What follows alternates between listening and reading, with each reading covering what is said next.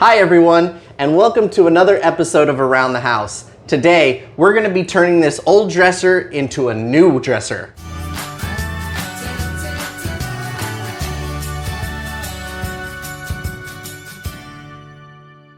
Alright, so we're headed into the craft store to get some of the supplies. This is where we are. Let's start out by grabbing the fabric and our glue, and let's take a look at the trim we're going to use later. These are all the tools that we're going to be using throughout this project.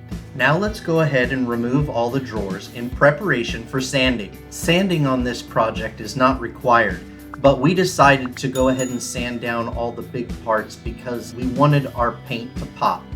I was lucky enough to have some help with this process, even though technically this was her project. We just lightly sanded the front of the drawers. And then for just some good housekeeping, we decided to blast it with some air and wipe it down with a damp rag. After a clean surface was achieved, we took off the hardware and prepared for paint. We used a Valspar satin white paint with a sponge roller to apply. At this point, we were pretty happy that we had sanded everything down because it only took one coat of paint for most of these parts.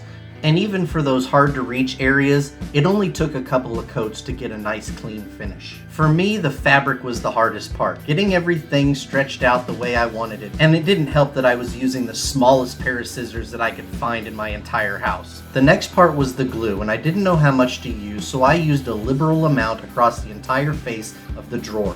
Then I added the material and tried to keep the edges about 1/2 inch from the drawer face edges.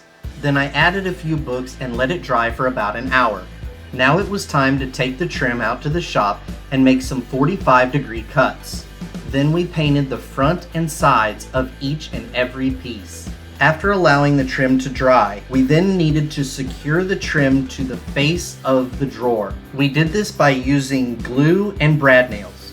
After some trial and error, we realized that attaching the top piece of trim first helped with making the corners line up at the end. When securing the bottom piece of trim, we used the side pieces of trim to make sure that everything was in the right place before we brad nailed the bottom piece in.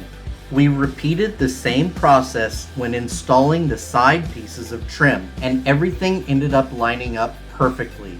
It was now time to reinstall the hardware, so I punched a couple of holes in the material, put the screws up through the bottom, and I made sure to hand tighten them first and use a screwdriver after. Lastly, a little touch-up paint, and voila! We turned this dark, basic dresser into what we consider a masterpiece. But we would love to know what you think. Also, if you have any ideas for us for our next episode of Around the House, please let us know in the comments below.